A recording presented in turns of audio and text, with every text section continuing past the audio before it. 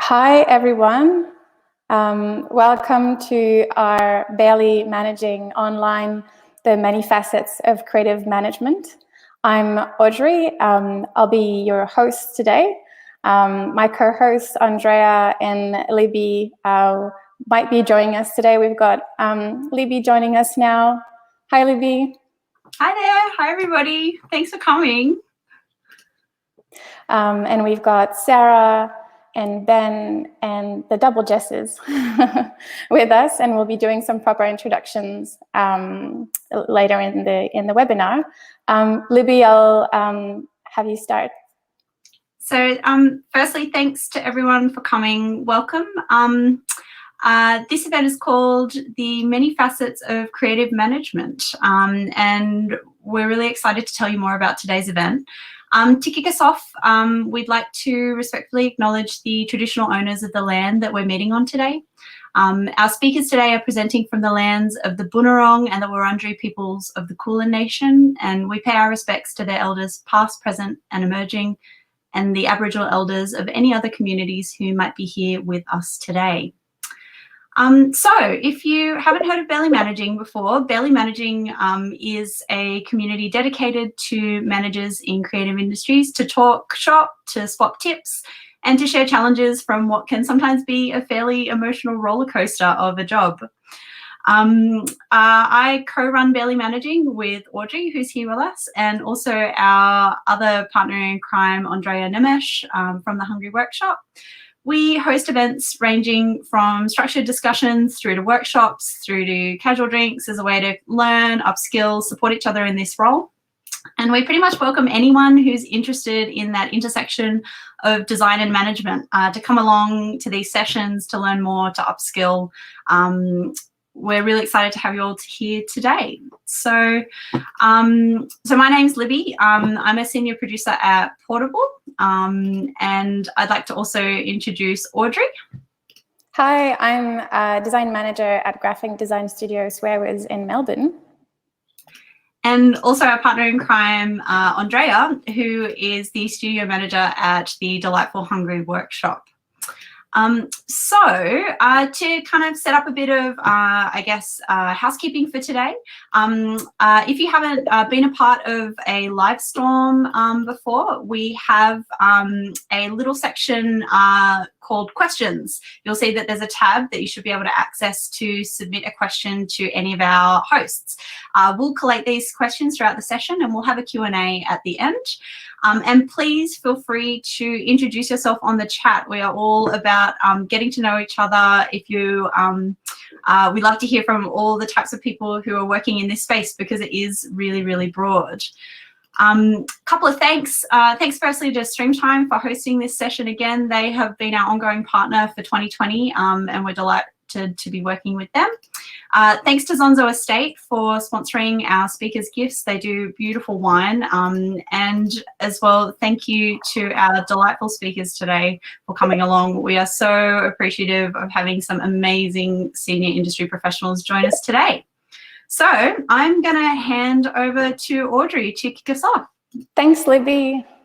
So why did we want to do this webinar? I guess we can often feel siloed as a manager without sounding boards. After all, you're the person people go to fix things. So it's easy to feel isolated, or especially in times like this.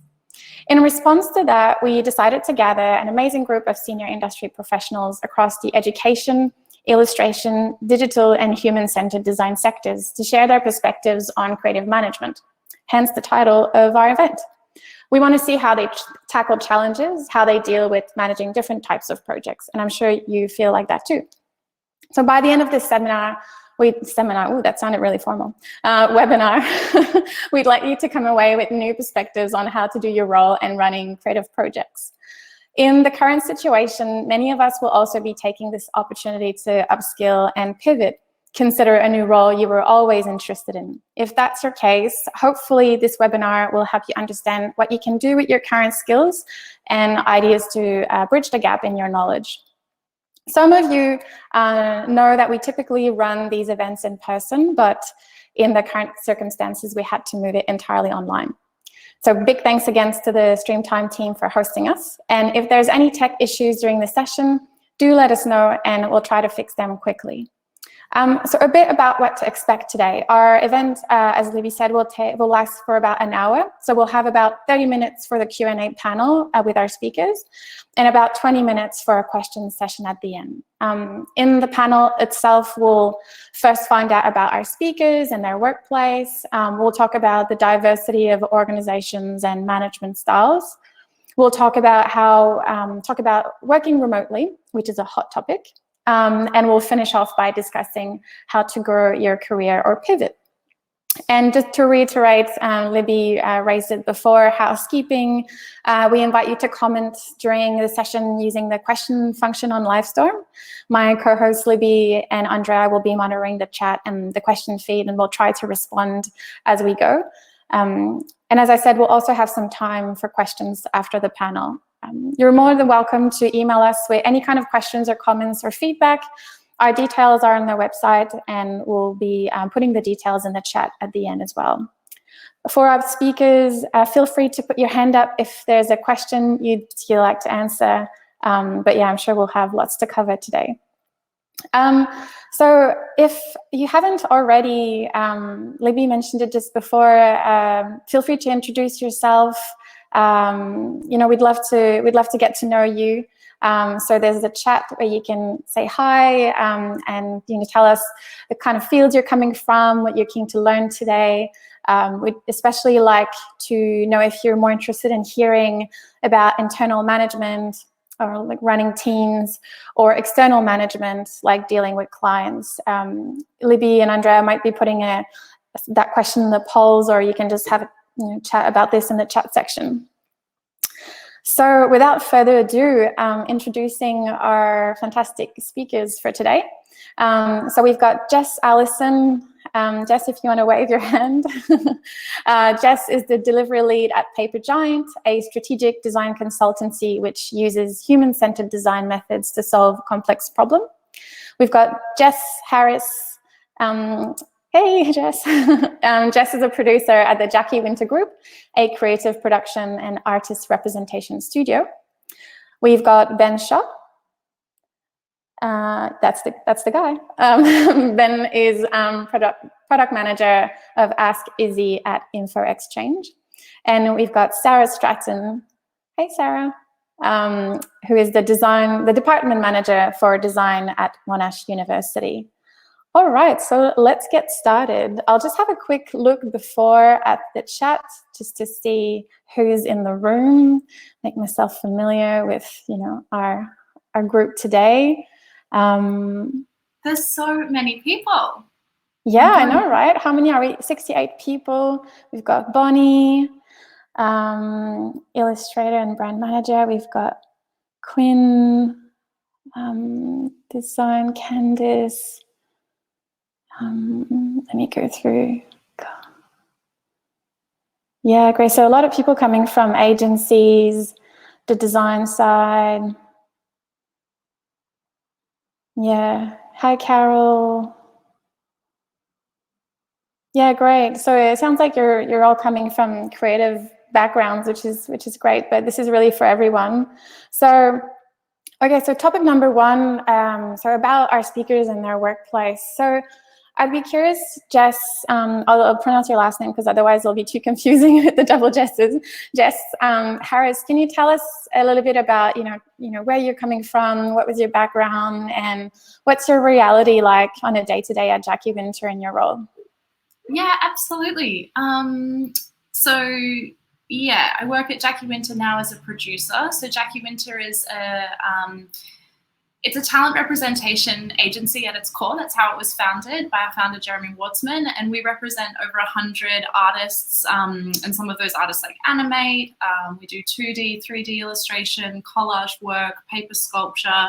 And my day-to-day is like managing projects with that. So I'm involved in external stakeholder management and new business development, as well as managing the artists and their careers.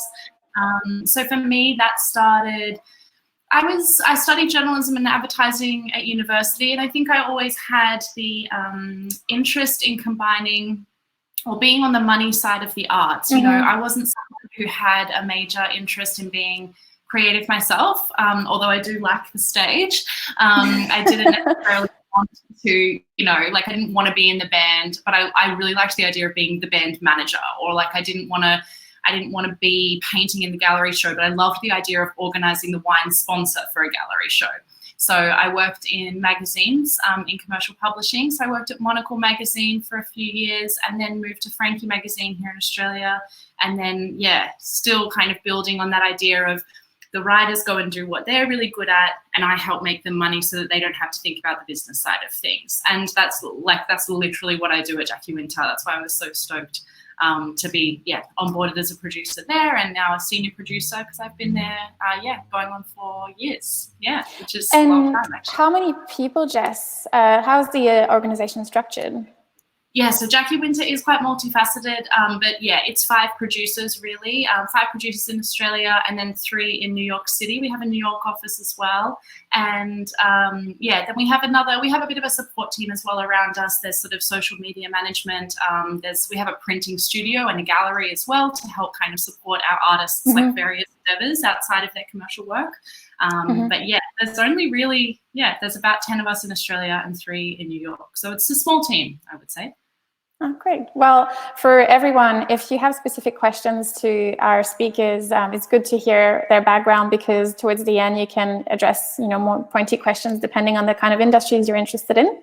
So, Jess, Alison, if you want to go next and tell us a bit about your reality, your organization, your background. Yeah, sure.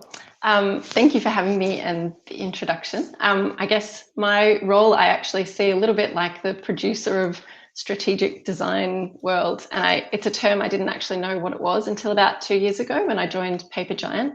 But we're a small company, 24, 25 people at the moment, and we work on sort of research and design projects, sort of coming in sort of consultancy style, coming in for short, sharp engagements and sometimes longer to solve a particular problem and help organizations work out what to do next. I came from 10 years in a digital producer role, kind of managing more project management for website design and development projects. And so a lot of that I've kind of taken on board to this role and tried to work out what's relevant when it's a human-centered design project. Sort of where can you apply some process and where do you need to kind of let the insights and the things you're learning through research dictate what happens next. So that's been a really interesting challenge for me. Our structure at the moment, we've got 2 offices, one in Canberra, one in Melbourne, and we have a sort of team of directors and practice leaders who are kind of lead level, usually one of those on each project team, and then we have a range of practitioners, kind of researchers, designers, some with more kind of comms design, some more kind of ethnographic research skills, and then we're slowly building up the delivery and support team, which is my team, with the project manager who's just sort of moved into that role, and a studio manager who sort of sits under me as well. So yeah, it's a small team. We're growing really quickly, and that's a bit about what we do. Yeah, I'm sure we'll have a lot of questions for how do you, at scale and growth. I mean, perhaps not the right time to be talking about scale and growth, but how do you approach that? And it's good that today we have, some of you are from larger organizations and some of you are from like smaller organizations, like mine, for instance. So it'll be interesting to talk about that. Thanks, Jess. Nice. Sarah, if you want to go next. Hello, Hello. I'm Sarah. Yes, I'm the department manager in design at Monash University. I originally started my career in a university at QUT in visual arts. I have a background in fine art and art history. And after about 6 years at QUT, I went into the public art gallery system. I worked at Queensland Art Gallery and National Gallery of Victoria for nearly 20 years, and have just recently come back to the university environment. I've been at Monash for just over 2 years, And it's really nice having worked in a public art gallery, you're at the end of the creative process. And so it's really nice being back at the experimental research, teaching, when anything's possible side of creative, endeavors. So I'll tell you a little bit about our department. Design is the largest department within one of the smallest faculties at Monash University, the Faculty of Art, Design and Architecture.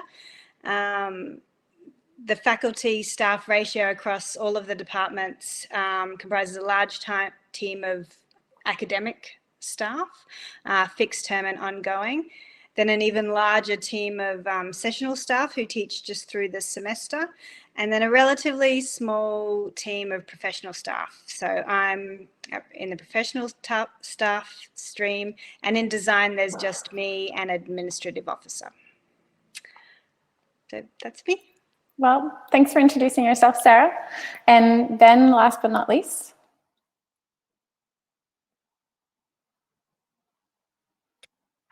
Kia ora koutou. Yeah, I'm Ben. Yeah, so I am the product manager for Ask Izzy, which is, if people don't know it, is a directory of community services, essentially for vulnerable people to find food, clothing, money help, domestic violence support, that kind of stuff. It's one of the products that InfoExchange runs. InfoExchange is a sort of 30-odd-year-old now technology for social justice company. So they do a lot of stuff in the kind of more backstage sector around supporting the community sector and supporting government to sort of manage community services. Ask Izzy is the sort of first foray, I suppose, into like a user-facing, as in help seeker-facing application that they got off the ground about 5 years ago with the help of Google and REA and I should probably remember all the funders or they'll get angry with me, but a bunch of philanthropic folks who saw this sort of great need to put this tool in the hand of vulnerable people, which, is increasingly all of us. My background professionally is, I guess I started my career as a bureaucrat. I worked in government in New Zealand, here in Australia. Found myself in a sort of weird niche around almost sort of in-government startup places. So, government people, you think of government as this big sort of static thing, but they pass legislation and legislation creates these entities and they sort of hand you the act and they hand you 5 staff and they go, well, great, you're a statutory authority now, so off you go. And there's all that stuff around systems and processes and people. And I started very much more on the systems and processes side, but, kept running into this thing of like, oh, all these diagrams don't work when they encounter humans. What's going on there? So I guess, getting that interest in like human beings, human-centered design, trying to understand what actually we're trying to do, not only to meet our statutory requirements, but to help, the people in the world, which is in theory what the government's for. And then sort of about 4 years ago, made the leap from that into digital agency, or sort of full service agency sort of context, which, I think there's a bit about this later in the talk, but, a lot of similarities, a lot of differences there. Yeah. Most recently then at RMIT for a year in their CX practice, again, trying to help them sort of get into that delivery mode and want to help, to sort of run a team, around getting stuff done. And then I've been at InfoExchange for about 5 months. Yeah. Happy to be here. Great, thank you. Well, so I'm just going to have a look at, Libby has put a list of questions and things that people are interested to find out about. So learn about how to work and manage clients' expectations remotely. We'll be covering that a bit later. Keen to hear your secret hacks for how to make things flow smoothly between teams. Great. Learning about tips to get through COVID-19. I'd like to know that too. As a creative, and how to manage your relationship with your clients. I'm here because the more I learn about the challenges in our industry, the more I learn, the better I can focus my research to help others. New innovations, design and creative thinking and sustainability. Today, I'd love to hear about professional experiences in the creative management domain. Tips, so a lot of tips. Please, our speakers, share your hot tips. We just want to be, awesome managers after this, so you have a lot on your shoulders. So yeah, a lot of the same questions around a flow in a team setting. So you'll be more perhaps that internal side, managing internally, and mental health.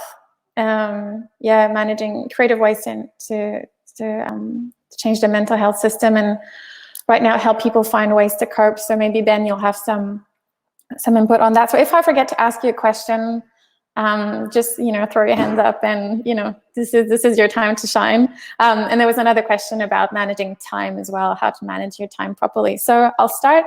I feel like I'm an optimistic, so I planned not enough time, because I always think that we'll have a lot of time. So if we do end up going into the question session, then we can leave it a little bit more time for the panel, so that we can get a chance. And if anyone is comfortable and free to stay in for a couple of extra minutes at the end, then we can hear more from our speakers.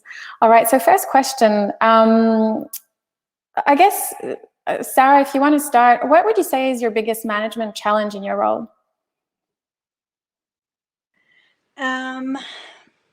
There's lots of challenges, but for me, the biggest challenge is managing operational planning and strategic planning. I'm quite a strategic person, and I would really like to have heaps more time to do that big picture planning, which I know will help the department in the longer term. But just the department and the faculty and the university is so busy all the time that there's just, on a day-to-day basis, there's not really any time to just carve out for that. So I think it's trying to balance those operational dramas that pop up all the time, and trying to carve away some time for the bigger picture planning, which will ultimately help you be more organized and, Yeah, that kind of reminds me of the Eisenhower Matrix, for that formal name of the urgent but important, the urgent but not important, and the non. It's like, how do you do the urgent, the not urgent but important? How do you keep that? And balancing everyone's important, because for me, everyone comes to me and their thing is the most urgent thing that needs to be done. So it's balancing everyone's urgent in a scale of urgency. So. Do you use a lot of diplomatic words to sort of manage what's your way of doing that? Because I suppose as well, like in your role, you're overseeing a lot of people. So I think my technique, and it's also the thing that I use to deal with problems that I have, is that sometimes people just need to come and talk to you about their problem. They don't actually need you to solve it. They just need you to, they just need a sounding board. And so often someone will come into my office with a big problem. And if we talk it through, they'll have resolved it by themselves by the time they leave the office. Yeah, okay. And I feel like we've both won when that happens.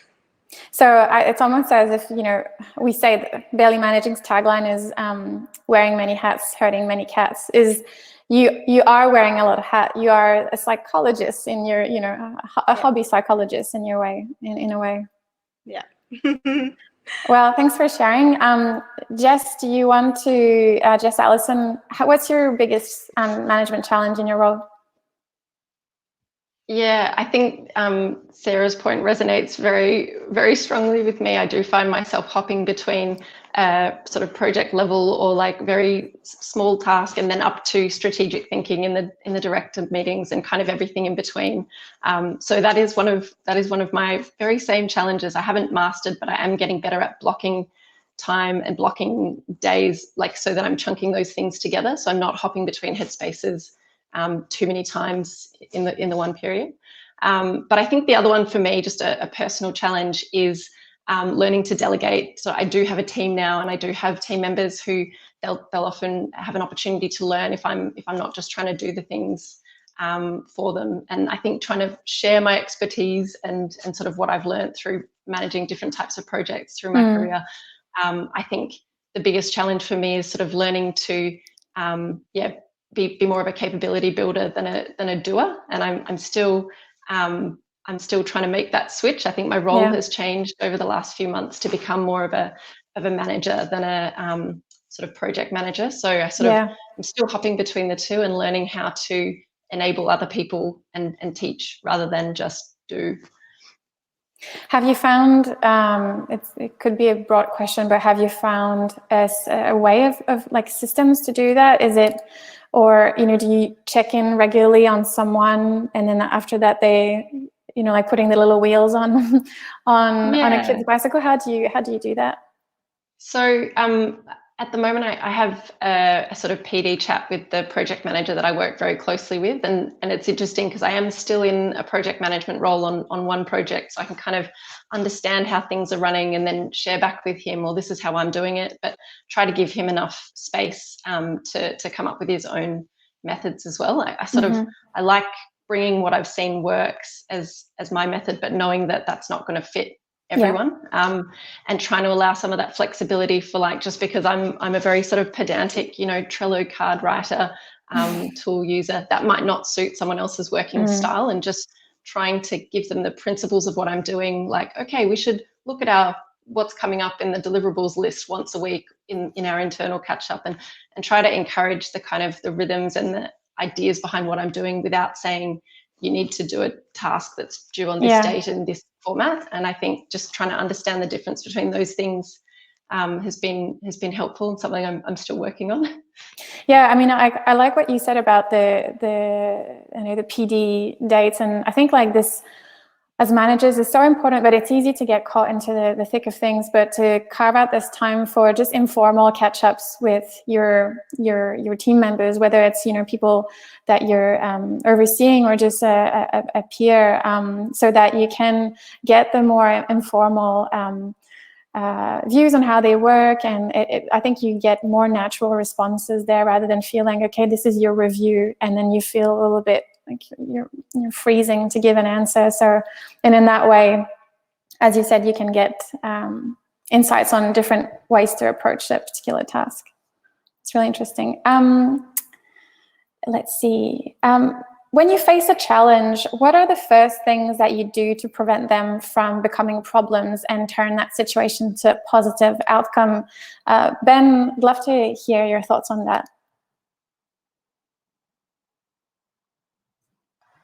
I think there's a thing about the nature of this kind of work where you're never not facing a challenge, and often the thing you struggle with is people who are maybe uncomfortable in that space, and a problem arises and they think, oh man, I've got to have the answer, or I don't have the answer, and I'm freaking out.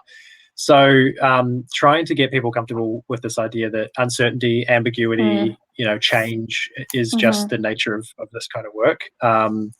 And that it's okay. Like, it's okay that we have a problem, and it's okay that we don't know the answer right now. Yeah. What are we going to have to do to figure that out? And I suppose that's hopefully about sort of trying to pull people up a level a little bit sometimes, or talk about, you know, what Jess is talking about, sort of getting into that questioning mode around, okay, what is it that you're struggling with, or that we're struggling with as a team, and how can we sort of stand back from it a little bit, because people get, I guess, where this learned behavior comes from, that there's a problem, it's my problem to fix, and I can't talk to anyone about it until I fix it, and I'm just going to increasingly freak out about it because I'm doing something wrong by having a challenge. So I suppose it's just trying to sort of make people comfortable with being uncomfortable all of the time. I think that's so important, because I feel like, and I'm guilty of doing that as a manager, you're always so focused on making sure everything's perfect and fun, and that you have all the information, and that people are not going to be waiting on something else to be able to do the work, and you're so focused on nothing can go wrong. And I think that it creates almost like a flaw, that you're afraid of fear, and you're afraid of the uncertainty. And as you say, you know, whether it's life as we can experience it now, it doesn't matter. I think like project managers just went out the window with COVID, is that even if you manage to the second, it wouldn't really have mattered. So I think it's a really interesting thing that you've raised. Jess Harris. Yeah, exactly. It's going to take a long time. Jess Harris, how do I guess, do we need even to prevent challenges is kind of the philosophical question, but otherwise, how do you turn it into a positive outcome? Yeah, exactly. And like, I don't really have anything major to add to this point. I think everyone has summed it up so beautifully, but I think my only other thing to add would just be that creativity inherently like isn't perfect. So that I never, it's not like projects have ups and downs like that. That just is the nature of them, you know, like, so have you seen those documentaries on, you know, people making films out in, you know, the desert and stuff, and the actor wasn't there on time, and, you know, blah, blah, blah. Like, it's just like that is production for me. Creative management absolutely like wouldn't be what I want. Like, I wouldn't get what I wanted from it if it did go smoothly. So you have to be, it's almost like something, a trait that you have to train. If it's not, you know, everyone has things that are excelling better at than others, but yeah. Exactly, yeah. And my favorite bit is handling the drama. Like, that's, you know, like keeping everyone calm, keeping everyone's like egos massaged. Can you handle my drama for me? That would be nice. Yeah, I'll send it your way. Would anyone, because we have questions around, I think, you know, in relation to this topic about time management. Does anyone want to put their hand up on ways to, I mean, Jess, Alison, you've raised it about this time boxing. Sarah, you talked about, you know, sometimes you just get a lot of things put into your but sometimes it's just having that conversation and people feel more comfortable. Does anyone of you have other tips on managing their time better? I've got just a couple of calendar hacks that I've made just in this remote work Zoom call frenzy. Recently, I've tried to color code my calendar so I can see where I've blocked out time to do certain things with myself in one color, and then meetings that are with other people in another color. So I can kind of scan my week and see, okay, that's going to be a full-on day. I'm not going to try any sort of focus writing immediately after those calls. I'll build in a break, and just being able to like visualize what types of zones I'll be in through the week has been super helpful. Also reducing meeting times so that they're not an hour and then running to the next thing, just bringing a 45-minute session or a 20-minute session. So I've got time to sort of regroup, action, or set up a sort of reminder for later after whatever's come out of that. And they have been the most helpful sort of brain space creating little hacks that I could see the benefit as soon as I did it. Yeah, very practical. Yeah, I think that's the thing. Now. The idea that you should just schedule 1 hour meetings, it's that was the defining or the default option, where you could very much do 20 minutes, you know, like, I mean, maybe if you do 17, people are going to think that you're a bit strange, but you know, why not? Well, that's really helpful. Thanks, Jess. So we'll move into the second part of our panel, which is more around the diversity of organization and management styles. And I think it's more that what I find challenging for a project manager is this idea that you constantly have to balance between, are you talking to the head of an international organization, a CEO, or are you talking to a creative, or even within types of creatives, you have people that are a lot more detailed and some people that are more bigger picture. So you're constantly having to weave through these different personalities, these different teams.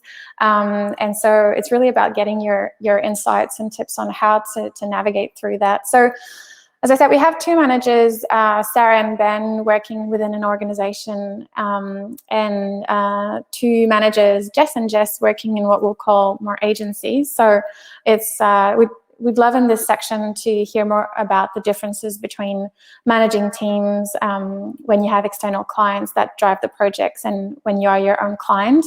But I think even beyond this kind of duality between external versus internal, I think from the people's question in the chat today, a lot of people are interested in managing teams internally and managing flow.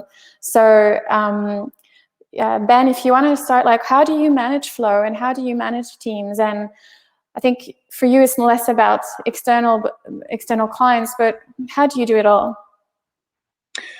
Yeah, I'm always, I guess because I sort of came to agency life later in my career, and I've never really sort of I guess internalized that really stark difference between like agency side and client side. And I do think, you know, I still have I've still got funders I'm accountable to, I've still got internal stakeholders that have got, 9,000 different ideas about what I should be doing. So all of that sort of client management stuff doesn't really stop. You just maybe see your clients more often. I think probably where there is something of a difference is that when you are an agency, things tend to come to you with a big backstory that's already a bit set in concrete, and you can't always challenge some of those first assumptions, like why are we even doing this project? Particularly if they're paying you to do it, you don't want to challenge that assumption too hard.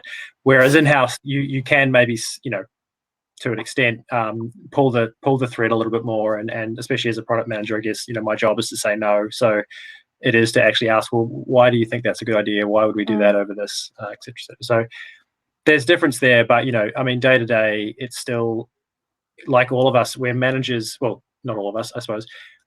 A lot of us are managers of things and activities more so than we're managers of people. So it's all about being able to influence. And in fact, there's a session I'm going to be going to after this, which is like influencing for product managers. So it's all about how do you use that soft power to kind of convince everyone that this is what you should be doing.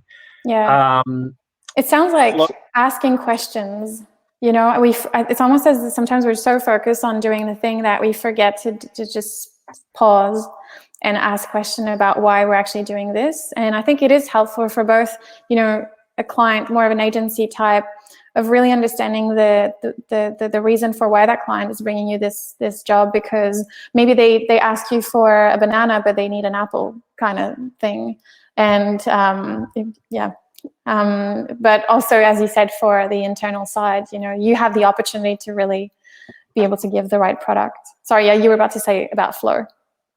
Yeah, I mean, I guess that like in a product manager role, and this probably is something that's easier in client side than agency side, is that we have a role of, I guess, being the no shield, and so my job is a lot to protect my team, and just say, fantastic idea, wonderful, we should absolutely do that. We're not doing it now because we're doing these things, and trying to keep that noise away from the team. And often that's a really good opportunity for a really good discussion about, well, why do you think that's important? I'm not just saying no and slamming the door in your face, but I'm sort of using that as an opportunity to kind of figure out what the real organizational priorities are. And often it's not even the thing they're talking about, it's something else entirely. So just trying to be that shield, and just testing the limits of your authority to some extent. Like, I've been told I can say no, great, I'm saying no. It's not often that simple, but yeah. See, I think that's it's quite, I don't know, like, I guess being in the myself in the more like agency, is that it's harder to say no to a client and have to really retrain. But yeah, I think it is important, because otherwise your teams are going to be tired and stretched if you say yes to everything. Thanks, Ben. Jess, Alison, is there anything that you'd like to add on that of managing teams internally in Flow? Any good tips? Yeah, there's so many threads I want to pick up on. I guess the first one, is it a banana or is it an apple? I feel like the strategic design, the best way that I can understand what our work is helping our clients understand which of those things they needed. Actually, it might be a mango. And so it's not usually about saying we're not going to do any work, but we might uncover things through our like research or design process, and then testing things.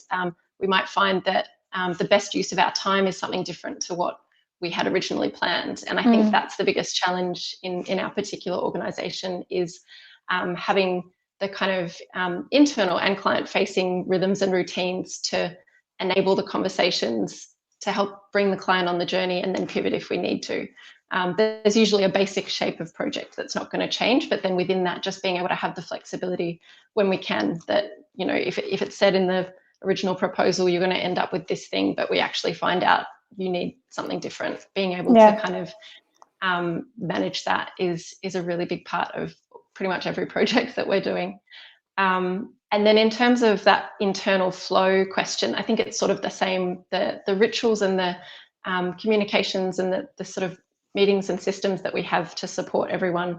I think having those kinds of things, like an onboarding process when a new project starts, or regular check-ins with certain people, and We have a sort of carer role that we sometimes bring in someone outside the project to sort of facilitate conversations with the project team. I think all of those things are helping us with the flow of the project work and helping people to ask the right questions at the right time and understand like who's the best person that can help them with a problem or to navigate something. Yeah, they're the best things that come to mind in that for me. Yeah, great. Thanks, Jess. So I'm being reminded by Andrea and Libby to keep an eye on time. So I will be, we were thinking of actually jumping into some of our other categories, and we can go back to them after if people feel like they want to stick around. The idea being that we can answer some of the questions in the Q&A in a couple of minutes. So let's move into working remotely. And I guess, does anyone, on this one, I'll just let anyone kind of raise their hands if they have good tips on working remotely in the circumstances. Go ahead, Sarah. At the university, we do have a lot of people who work remotely regularly. All of our academics do, and the professional team are also encouraged to do that. And the whole platform that we work on is set up for that. So coming into this, and especially being an introvert, I thought that this would be an like really amazing thing for me to do. And it is tricky. It's much trickier than I thought it would be. Just you don't realize how much that personal connection you have, just the everyday kind of by the coffee machine conversation and things, how important those are, because everything we do now is really transactional. It's just do this, do that, don't do that, fill in this form. And it's really hard to keep those personal connections going. So in our department, we've started a virtual Friday night drinks. So we have team drinks on Friday afternoon. And a lot of people were a bit apprehensive about that, but it's been a great way to just put aside all of the, the really boring operational things that we're trying to get through remotely, and keep connected that way. And do you have, has any of you change or use different softwares to be able to manage your project remotely? Have you seen a change in that? Yeah, especially the academics have learnt heaps of new programs and tools for teaching remotely and sharing creative content with students online and getting because most of our classes are studio based, so how do you do that kind of creative experimentation with immediate feedback in a virtual environment? And one of the really nice things is that as a faculty, we've all come together and everyone is sharing their tips. Like as people are learning things, they're saying, oh, have you tried this program or have you tried this? And so we're all learning together and using them in different ways as well, like using them in your meetings and things like that. So they're crossing over all the boundaries. So that's great. I think what we should do is go into the Q&A and we can, so the last topic, there's plenty more questions I have in the bank, and the last topic is on pivoting of career growth, but we can always go back to this after. I think it would be nice to cover some of the questions that we have in the chat. So I'll start with the first question. We've got Jessie Bree.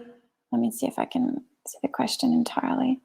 I have a lot of experience, but have always been self-employed. I'm now looking to move into the creative, let's see if I can, into the creative studio-based industry. How can I begin to bridge the gap where I have a lot of knowledge, but don't have my foot in the door to move into a more social working environment? Has anyone got some tips for Jessie Bree?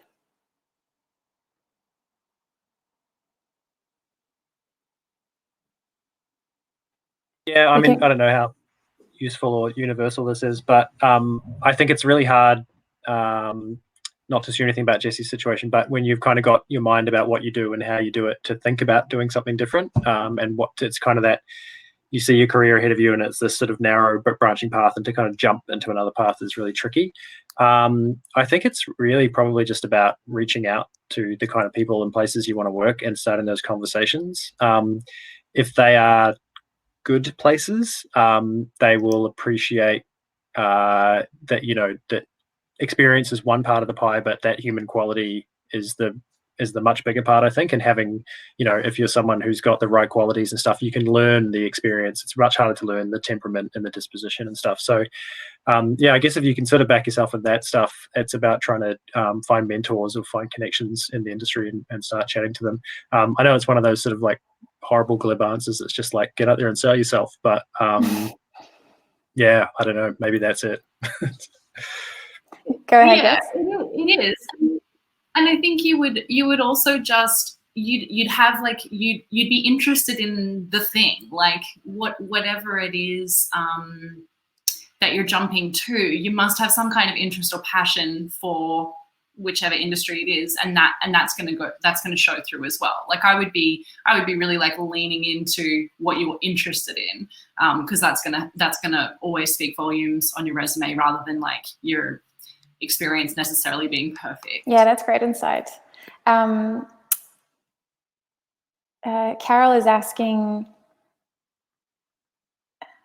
it would be interesting to know how everyone organizes their time. Creative managers wear many hats. Do you allocate specific time to specific tasks or just go with the flow?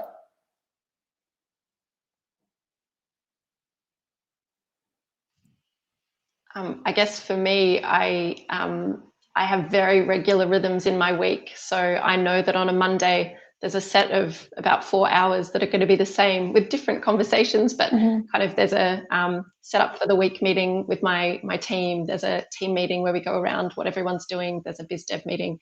These sorts of things, I sort of have particular days of the week where I then go into different modes and different zones.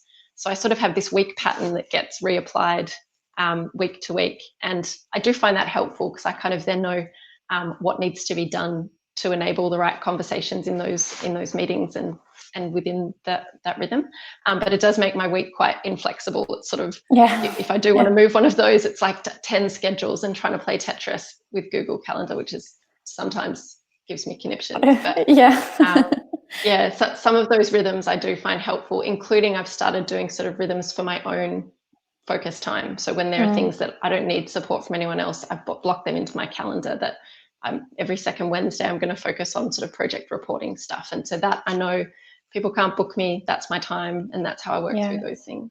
And isn't it like about, the saying that you lose something like 10 or 15 minutes every time you switch task? And as project managers or managers in general, you're constantly switching. And so I think, as you said, like blocking time, having the rituals can help, just making sure that you're using your time effectively.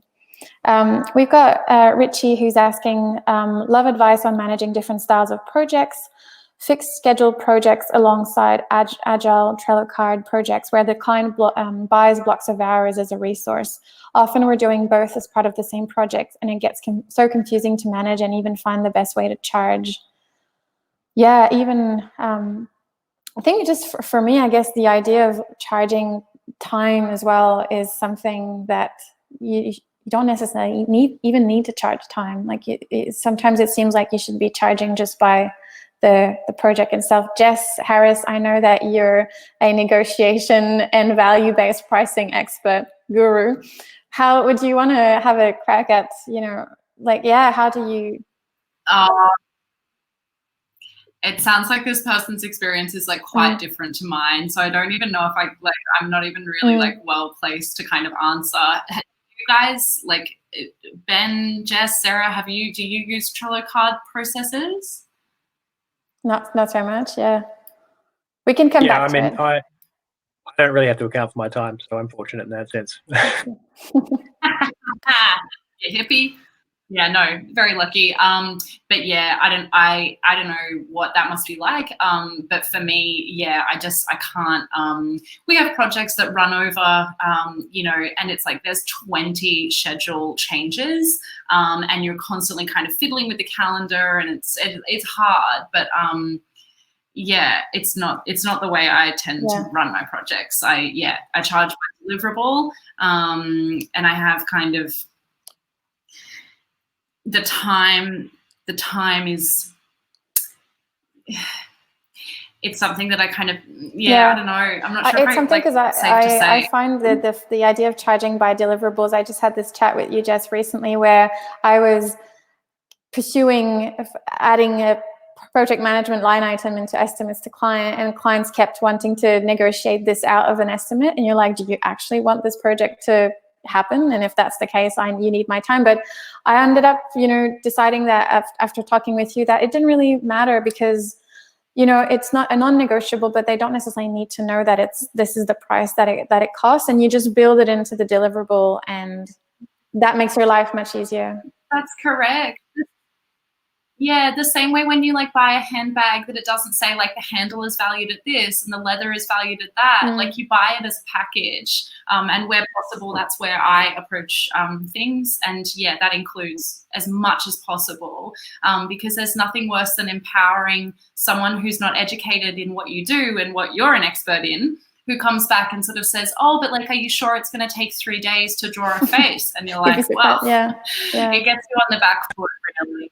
Yeah, because then you're like, oh, like, you're scrambling to justify the value of the face, and it's just not even really the client. Like, it's the client's not an expert. You are, and your way of showing that you're an expert is, to me, is value-based. Sometimes I think a matter of what kind of face do you want? Like, I'm gonna describe the deliverable in a way that might make it flexible enough that, okay, if it's based on this amount of time, this is the kind of face you'll get. I mean, in our world, the faces are, research sprints or whatever. But yeah, it's I think it's important when you're putting proposals together to have enough flexibility in what you've described that you can sort of then negotiate on scope if you need to, if you've decided you need to spend more time on one aspect, and you'll kind of find a way to buy that back. I think my paper giant might be a little bit different to the type of work, like illustrations that are kind of a clear output. We're tending to work more with time. But then we know that, okay, if we have a week, there's all different things we can do and different ways we can then negotiate how we use that time. And so that's our playing card. Yeah. Yeah, that's really interesting, because I think that's a challenge is, you want to give a process, you want to follow a process, but you also, as Ben raised, there is an uncertainty, and you might find a more intelligent way of approaching a situation, and you should be able to allow for that and not be fixed by a set of rules that you would have, told a client, or even, other stakeholders, for instance. I was just going to add that this semester has shown all of us that, or this first half of the year, because the university is extremely rigid in its scheduling of everything. Everything happens on a very regular basis. And this semester has been completely thrown out. We've changed the start date, we've changed the holidays, we've changed everything that normally you couldn't do. And it's shown us that you actually can do, you can do it, people can adjust, and people can change really quickly. And so while all those things are really great to have that kind of structure and timeline, we can also function really effectively without them. How have you found, Sarah, are they things, what has made people, aside from the major crisis and urgency, but have you been able to rally people onto making those changes using specific techniques, or has it just been organic? I think actually, academics and researchers, that they want to do innovative, exciting stuff. So I think it's like the boundaries have been broken for them this semester, in that they can do things the way they want, or they can do things without the 6-month approval process, or so I think it's brought their really great skills to the forefront, because in a time of emergency. So no, go ahead. No, just that good things come out of these bad things. Like everyone's seeing their best qualities, or putting their best foot forward in this situation. Yeah. I like Chris's white question. What are the best examples of leadership you've encountered, and what influence did it have on you? If anyone has a... This is an anecdote that I share a lot, and I can't remember the guy's name, so it's not a great anecdote, but I worked for a CEO early in my career who had come from the passports office in New Zealand. And apparently, whether this is a true story or not, it's a good story. He got all of the staff together on the first day and, said, well, what is it that we do? And, they gave this whole range of answers around like, oh, our job is to stop people fraudulently obtaining passports, or our job is to ensure that this process is blah, blah, blah, or our job is to ensure that this form gets filled out right. And he turned around and said, actually, your job is to give people passports. And it was just this like radical, like, oh, wow, what if our job was to give people passports? And I don't know if anyone's tried to get a New Zealand passport recently, but it takes like 2 days. I can get one in Australia in 2 days, non-urgent. And I'm not saying that's because of this guy's magical Braveheart stump speech, but I think that leadership quality of actually focusing people on like what is important about what we're doing and why is it that we're doing it, and just really cutting through. Sure, people are probably still doing all that other stuff, but it's not why they're there. Yeah, like that clarity, isn't it? You wanted to say something, Jess? Yeah, just because obviously I have to give a shout out to Jeremy Wartsman, who's the most amazing leader of Jackie Winter, but also a common thread that I started to realize that I was given from all my bosses from a really early age, even in my bar job in university, was autonomy. I was always allowed to people backed my calls, even though they were probably dodgy calls, and I always felt like in a safe enough place to be able to make decisions, basically. And I really I'm grateful for that, because I don't think, autonomy is a really big one. And that's something that Jeremy is hugely behind. He gives a lot of autonomy to his staff. Yeah. That's fantastic, because it makes a world's difference to know that you can, and perhaps as a project manager, is being able to, touches on what Jess Allison said earlier of, delegating more, but you still want to have an adequate result, right? So giving the autonomy, but having a set of within these rough boundaries, you can do pretty much whatever you want, and we'll check in at these rough times. So I'm not going to be behind you and looking at what you're doing. But so you have a loose, and that's one of my questions that we didn't really end up talking about was I'm really interested about this idea of process, how. When do you follow a process and when do you break from it? Jess, do you want to have a crack at this one? Yeah, so I guess this is something I think about all the time, because I'm such a process nerd and always trying to sort of look at if there's a trigger or catalyst for something to happen in my mind, in my world. That is what works for me, is I kind of know, okay, this happens, then this, and it's kind of clear, and there's a structure, and I live and die by that. But I know that that's something in different working styles, different personalities, not the same process is not going to work for the same people, or for different people, sorry. So I think that I'm still sort of trying to figure out what this is, and maybe this will be a Medium post one day, but trying to give just enough process to sort of help the right things to happen, and people don't know, have the expectations of how things run and who to ask and what's going to happen at what point, but not being so rigid that you can't deviate from it to try a new way and experiment, innovate. That's where all the best things happen. So this is probably more just a major topic of interest and exploration for me that will probably continue for the rest of my life, rather than something I have a good clear 1 minute. Yeah. And it's so hard. I was just thinking of how we're trying to do a project management 101 in 30 minutes. It's as soon as you start opening a question, you're like, how much time do you have? But I think this idea of flexibility in process makes me think that it's a good segue for pivoting and career growth. But before we talk about this, and we have a couple more minutes if people want to stay, speakers, would you feel comfortable staying for a couple extra minutes? Yeah, great. It's good. You're flexible. It's great. You're just walking the. How do you say? Talk the walk. I always mix up my expressions, so don't mind me.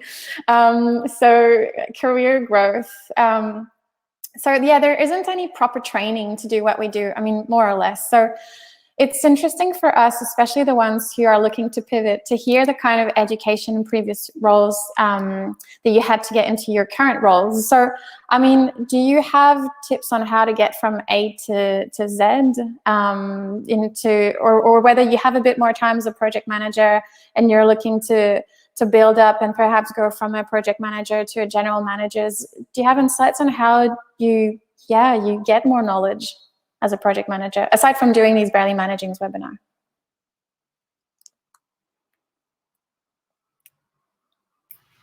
No jazz hands.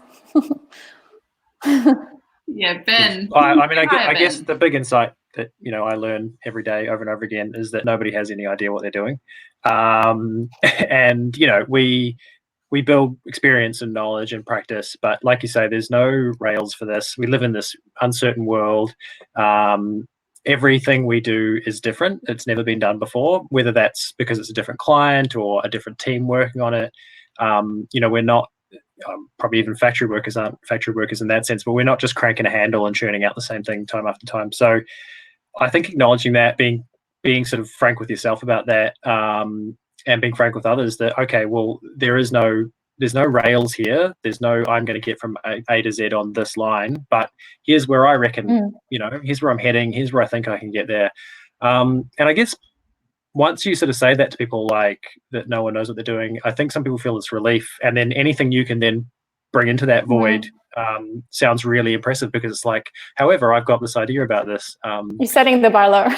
Yeah, well, yeah, and it's kind of counter to that sort of, it's taken me this long to get to the word patriarchy, but that idea of like, people have jobs and they have just job descriptions, and you do that job and then you get this qualification and you do that job, and it's like, you can sort of tear that down pretty easily and just be like, well, this is what I reckon, and I'm quite possibly wrong, but here's what I'm thinking. I love that. Exactly. And I think there's some fundamental personality traits that all of us will have in common. And I think if you were looking to sort of get into project management, I don't know about you guys, but like if I was hiring, I think I'd be really intrigued by people who had actively sought out professional development in things like being a flexible person, or so what are like, you can't really have an ego if you're a producer, because you're frequently the person who admits when things go wrong, or you kind of take it a little bit. So you really can't be someone, if you feel the need to, I don't know, you have to be that personality. And you might want to be good with money, if you're the one cutting deals as on behalf of your team, so those are the skills really. And if you don't have that, that's probably what I'd be looking to learn. Yeah. And to add to that, I would just say that people who just say yes to every opportunity, like within a manageable thing, but if you don't say, oh, that's not my job, like the experiences that are kind of outside of your job are the ones that give you those new skills, those new contacts, those new, experiences. Yeah. So I always try and say yes to the things that are a little bit outside of my actual job duties, and they've led to new things. So that would be being open. That's a really good insight. So skills there's two questions, I guess, and you can decide which one you'd like to cover.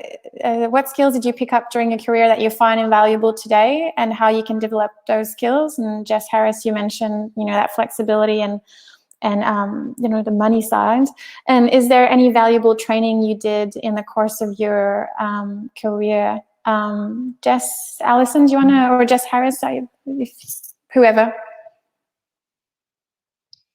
I'll take a crack. I think one of the things that has been most helpful in my way of sort of organizing and structuring my own tasks and my own time, I think when I was involved in digital projects, there are a lot of those agile rhythms and sort of how to map out the tasks and communicating with the team members and having to communicate in different ways with different people. And I think there are a lot of really valuable learnings I had through managing digital projects for a long time, right down to like how to code things and some of the HTML that every now and then it'll help me understand why something might be a bit broken. There's some sort of digital background that, even though I'm not working for a digital studio anymore, we do have, like, we touch on sort of digital prototyping, and sometimes our work will result in a website at some point. So I think all of that has been really valuable to me. Yeah, the sort of agile rhythms and understanding how digital development process works, and also, like, specifically,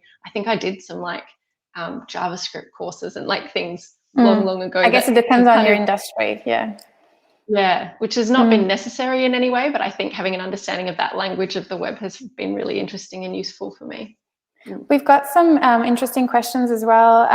Lindsay had, I love the care manager technique that Jess Allison spoke about to assist a team on a project. Is this someone from within the organization? Would love to hear more about this.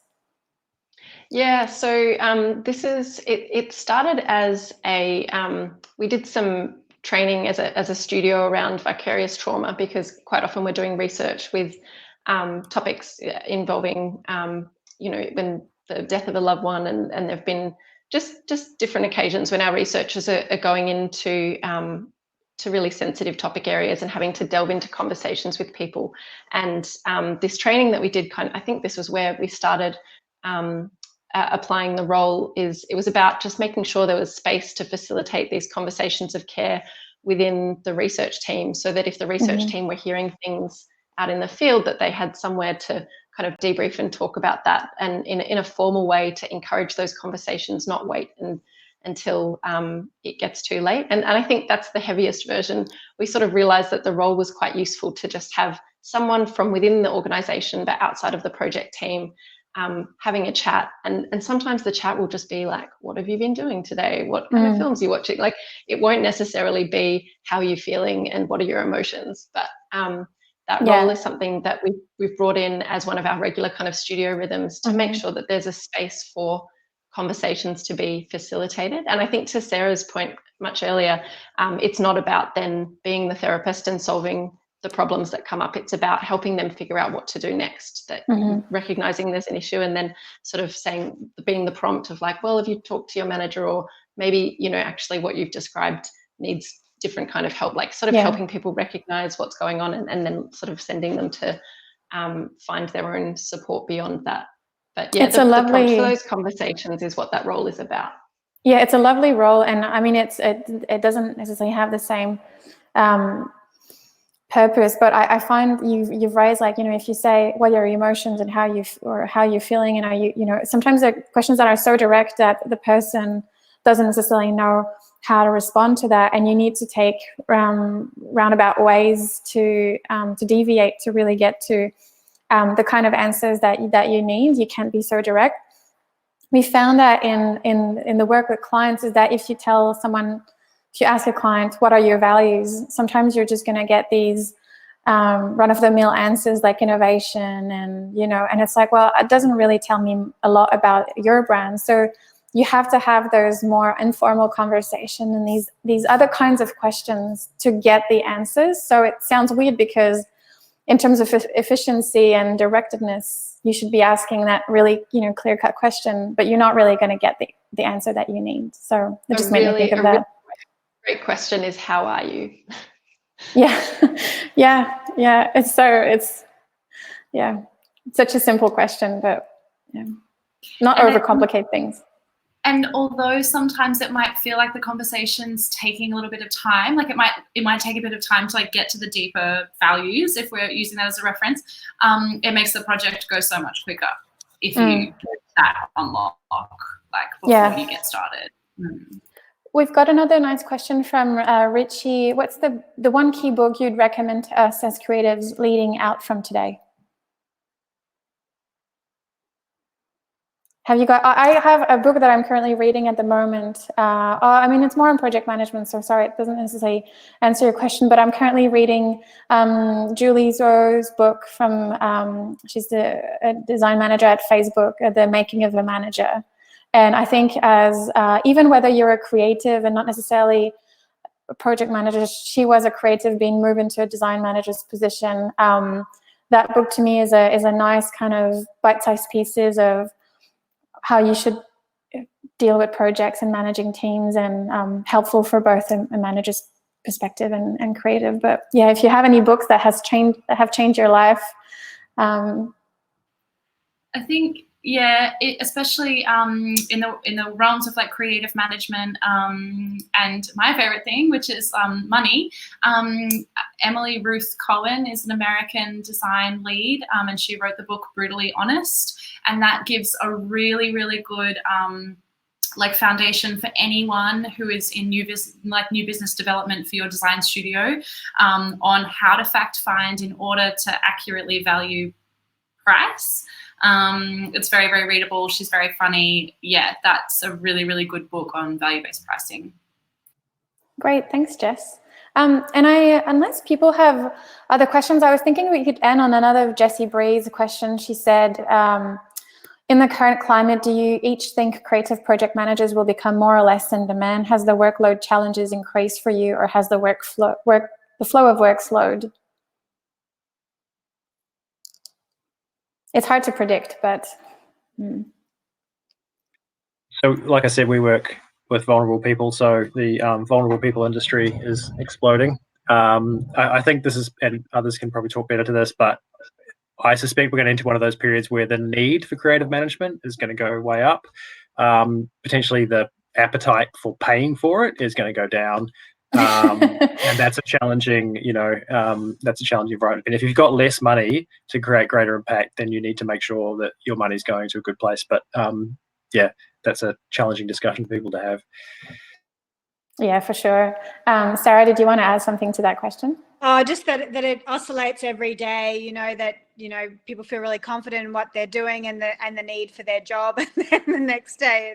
And so it's, I think everyone's going through that same thing, that the things that we valued may not be the things we value tomorrow. Yeah, exactly. Well, on this note, thank you so much, the double Jesses, Sarah and Ben, for your time. I mean, we could speak, for hours more, but I think we all deserve a nice meal. So thank you so much, and for all the attendees, the audience, thank you so much for taking part of this Barely Managing webinar. If you have questions, please send it through, and we'll be really happy to answer, and we can share more tips and resources and books if you'd like. Thanks again to Streamtime. Thanks again to Zonzo Estate, and thanks again for being there. Thank you, Audrey. That was really fun. Wow. I enjoyed it. Thank you.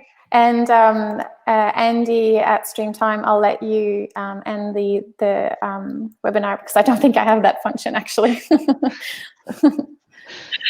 Thanks.